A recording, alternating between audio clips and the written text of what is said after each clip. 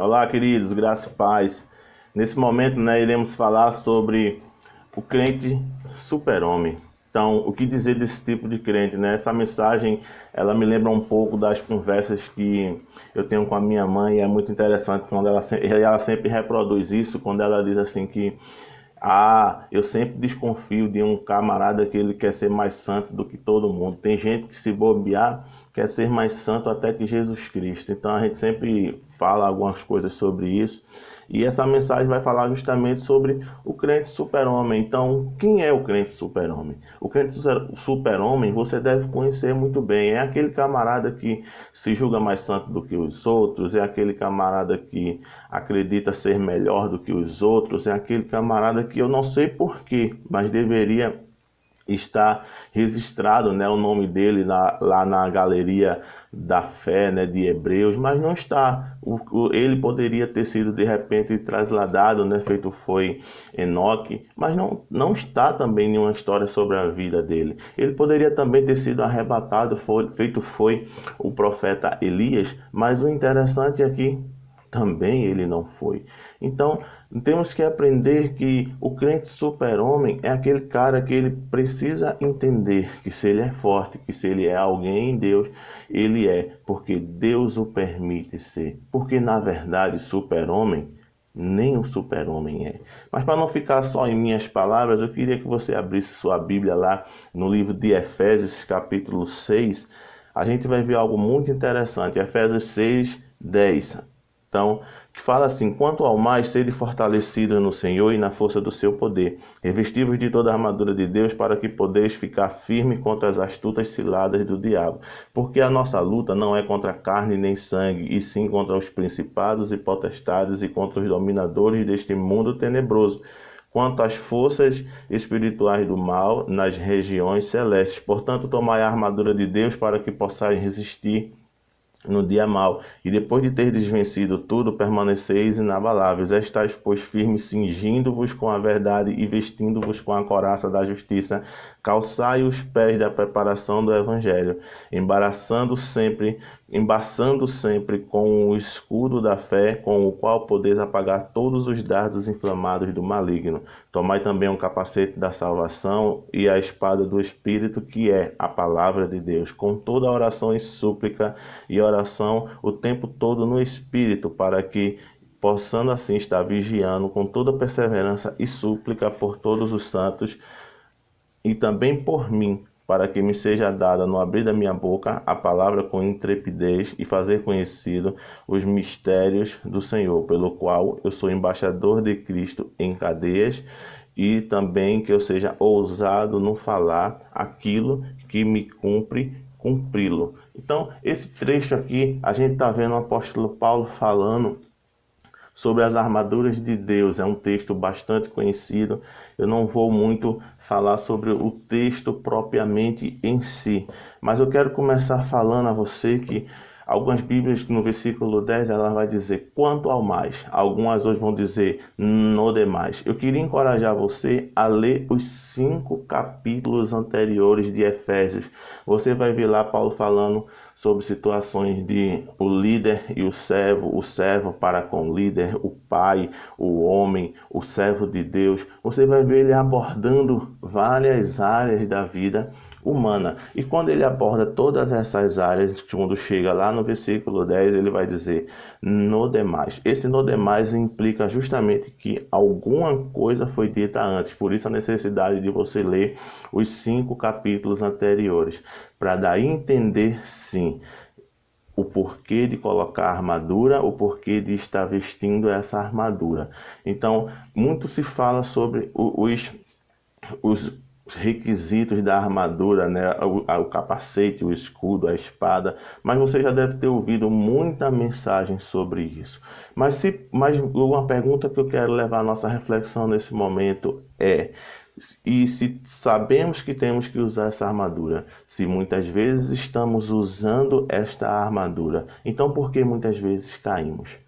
É contraditório isso. Por isso que você vai ver que nos 5 capítulos anteriores, o apóstolo Paulo ele trata todas as áreas da nossa vida, para que daí então possamos usar essa armadura. Nos fica uma lição a primeira lição que eu queria destacar nesse momento é que por baixo de qualquer armadura, ali está um ser humano. Se você não estiver bem, se você estiver fraco, se você psicologicamente for uma pessoa fraca, querido, você pode usar a armadura que for, mas cedo ou mais tarde você irá cair, mais cedo ou mais tarde você irá ser jogado ao chão, porque por baixo de qualquer armadura está um homem. É o tal do crente super-homem, que gosta muitas vezes de manter uma aparência diante das pessoas, gosta de ser melhor do que as pessoas, mas muitas vezes por dentro daquele ser humano está uma pessoa leprosa, está uma pessoa muitas vezes que precisa muito de Deus,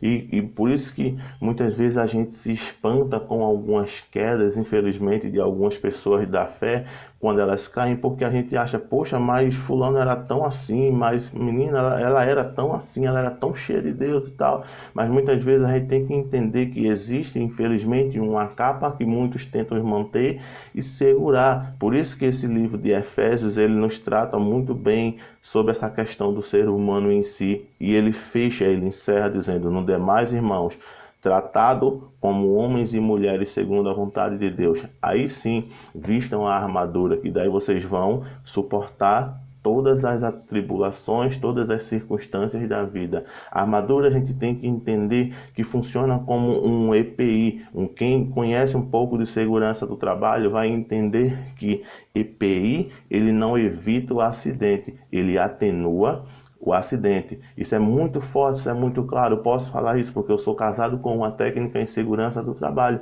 E a gente tem que entender que essas armaduras, elas não vão impedir com que a gente passe por situações onde irá nos machucar, onde irá nos ferir, onde irá muitas vezes até nos derrubar. Mas a gente tem que entender que quando estamos revestidos com esta armadura, a gente precisa entender que aquilo que iria nos ferir fortemente vai ser atenuado a força daquela agressão, e iremos suportar firmes e inabaláveis, como o apóstolo Paulo está dizendo. Mas se somos o crente super-homem, quem conhece um pouco de desenho, e eu gosto de assistir esses tipos de desenho, não só por conta dos meus filhos, mas porque eu e minha esposa também gostamos disso. A gente vê muito fortemente lá no super-homem que até o super-homem tem algo que mina a sua força e se chama a criptonita. Eu não sei qual é a sua, mas eu sei qual é a minha. Então eu queria que você voltasse um pouco lá para Romanos capítulo 7.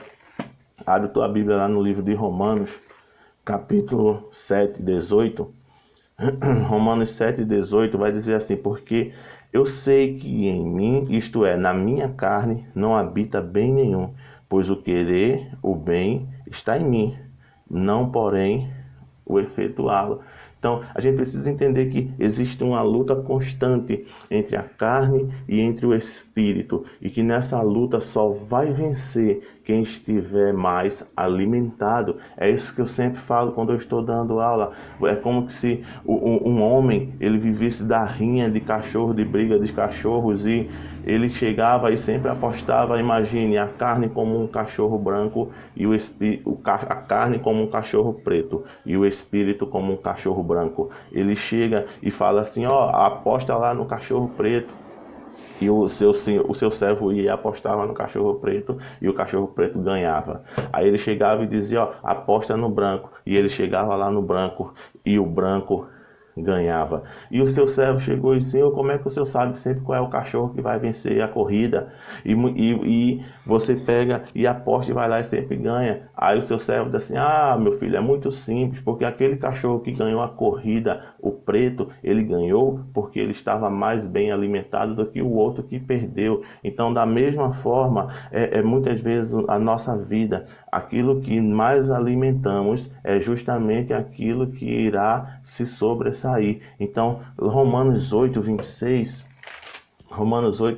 vai dizer: porque também o Espírito nos assiste em nossa fraqueza, porque não sabemos orar como convém, mas o mesmo Espírito intercede por nós sobremaneira com gemidos inexprimíveis. Então, se aquilo que nos derruba, a nossa carne, a nossa vontade muitas vezes de pecar. O Espírito Santo, ele nos ajuda, ele nos fortalece, ele nos ajuda com gemidos inexprimíveis. Então, tudo isso, nossas fraquezas, por meio da oração, a gente consegue vencer. Então, se nós como crentes super-homens passamos por situações, temos as nossas criptonitas, temos aquilo que nos derruba, aquilo que nos enfraquece, precisamos entender que também com o Espírito Santo de Deus, com a nossa oração, o Espírito Santo nos ajuda, nos fortalece e a gente para muitas vezes de... E sabe, eu gosto de falar isso porque na oração a gente não adianta chegar lá com capa de super-homem, porque Deus conhece aquilo que está por baixo daquela armadura.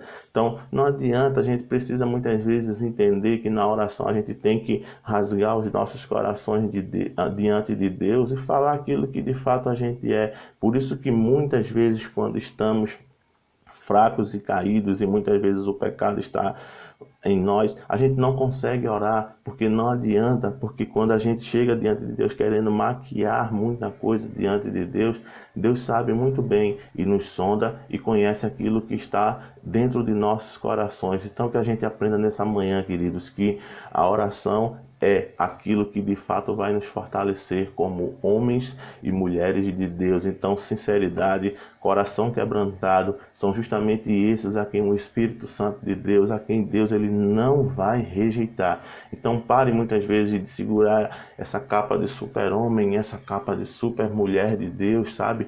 E muitas vezes rasguem os seus corações e entendam que, como homens e mulheres de Deus, estamos sujeitos, sim, a cair, a fracassar. Mas o cair é do homem. E, infelizmente, muitos acreditam que o levantar é de Deus. O levantar é de Deus só depois de uma decisão do homem. Então, se você caiu, querido, se levante. Se você está prostrado, se levante. Se você está pensando em desistir, se levante e fortaleça-se em Deus. Busque em Deus. Rasgue os seus corações de Deus, pois Deus quer te levantar. Deus não quer te dar uma capa, Deus não quer te dar um símbolo. Deus quer te dar, sim, um coração movido pelo Espírito Santo de Deus, queridos. Então, que Deus continue te abençoando nesses dias, que o Senhor faça resplandecer o rosto dele sobre ti, que o Senhor te dê a paz e que o nosso amigo Espírito Santo, ele venha te ajudar nessa caminhada,